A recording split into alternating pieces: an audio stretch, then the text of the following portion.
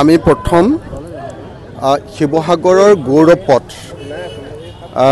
পথ মানে আজি আমি প্ৰথম শিৱসাগৰৰ গৌৰৱ পথটোৰ আধাৰশিলা স্থাপন কৰিলোঁ। গৌৰৱ পথটো আমাৰ মুক্তিনাথ দলৰ পৰা মুক্তিনাথ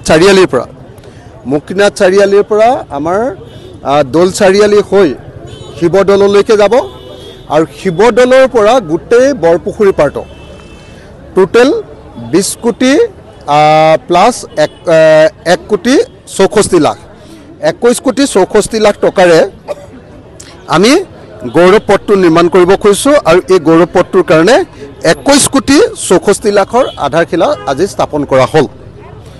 দ্বিতীয়টো হ'ল যে আজি নাওজান যিখন ব্ৰিজ হৈছে আমাৰ নাওজানত আমাৰ যিখন দলং হৈছে সেই দলংখন আজি উদ্বোধন কৰা হ'ব। সেই দলং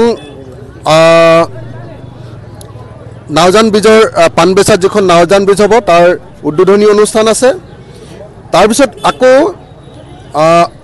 হাৰমতিগড়ত আমাৰ যিখন ডাঙৰ ব্ৰিজ হ'ল কি কয় আপোনাৰ দিখৌৰ ওপৰত যিখন দলং হ'ল সেই দলংখনো আজি উদ্বোধন হ'ব।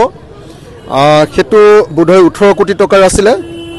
তাৰপাছত চাউলকৰাত শাস্তি চুকত যেটো ৰাস্তা সেই ৰাস্তাটোৰ আজি আধাৰশিলা স্থাপন কৰা হ'ব আৰু তাৰ উপৰিও আৰু ৰুদ্ৰসাগৰ পঞ্চায়তত লাহিঙিয়াত আৰু এটা ৰাস্তা আজি আধাৰশিলা স্থাপন কৰা হ'ব।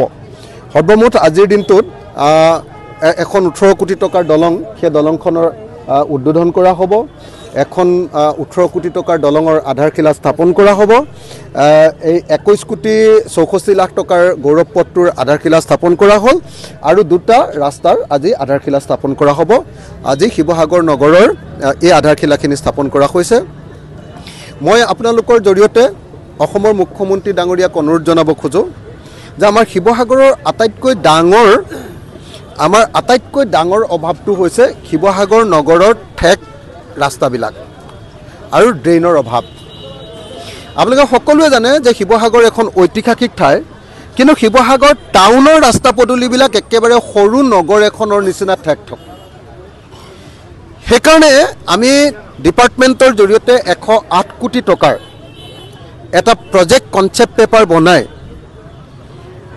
অসমৰ মুখ্যমন্ত্ৰী ডাঙৰীয়াৰ হাতত ইতিমধ্যে মৌখিকভাৱে কথাখিনি কৈছোঁ আৰু মুখ্যমন্ত্ৰী ডাঙৰীয়াৰ হাতত আমি জমা দিম যে গোটেই শিৱসাগৰ নগৰৰ ৰাস্তা পদূলিখিনি বহল কৰিব, শিৱসাগৰ নগৰৰ ড্ৰেইনেজখিনি নতুনকৈ নিৰ্মাণ কৰিব আৰু শিৱসাগৰ নগৰৰ সৌন্দৰ্য বৰ্ধনৰ কাৰণে 108 কোটি টকাৰ এটা প্ৰজেক্ট আমি অসমৰ মুখ্যমন্ত্ৰী ডাঙৰীয়াক এখন কনচেপ্ট পেপাৰ আকাৰত কাইলৈ পৰহিলৈ দাখিল কৰিম আৰু অসমৰ মুখ্যমন্ত্ৰী ডাঙৰীয়াক আমি অনুৰোধ জনাইছোঁ যে অহা ফেব্ৰুৱাৰী মাহত বা মাৰ্চ মাহত আমাৰ শিৱসাগৰত যিখন কেবিনেট বৈঠক অনুষ্ঠিত হ'ব, ইতিমধ্যে মুখ্যমন্ত্ৰী ডাঙৰীয়াই মোক কথা দিছে যে কেবিনেট বৈঠক অতি সোনকালে শিৱসাগৰত হ'ব। সেই কেবিনেট বৈঠকতে যাতে আমাৰ শিৱসাগৰ নগৰৰ এই ৰাস্তা পদূলিৰ 108 কোটি টকাৰ প্ৰজেক্টটো যাতে চেংচন কৰি দিয়ে তাৰ কাৰণে মই মুখ্যমন্ত্ৰী মহোদয়ক অনুৰোধ জনাইছোঁ। ইতিমধ্যে মুখ্যমন্ত্ৰী মহোদয়ে আমাৰ শিৱসাগৰ নগৰৰ চাৰ্কিট হাউচটো দিছে। ইতিমধ্যে আপোনালোকে সকলোৱে জানে যে আমাৰ শিৱসাগৰ নগৰৰ পানী যোগান আৰ্বান ৱাটাৰ ছাপ্লাই স্কিমটোৰ কাৰণে 55 কোটি 10 লাখ টকা যোৱা 1 জানুৱাৰী তাৰিখৰ দিনা তেখেতে চেংচন কৰি দিছে। গতিকে তেখেতক ধন্যবাদ জনাইছোঁ। আৰু আপোনালোকে নিশ্চয় এইটো কথাও জানে যে যোৱা 1 জানুৱাৰী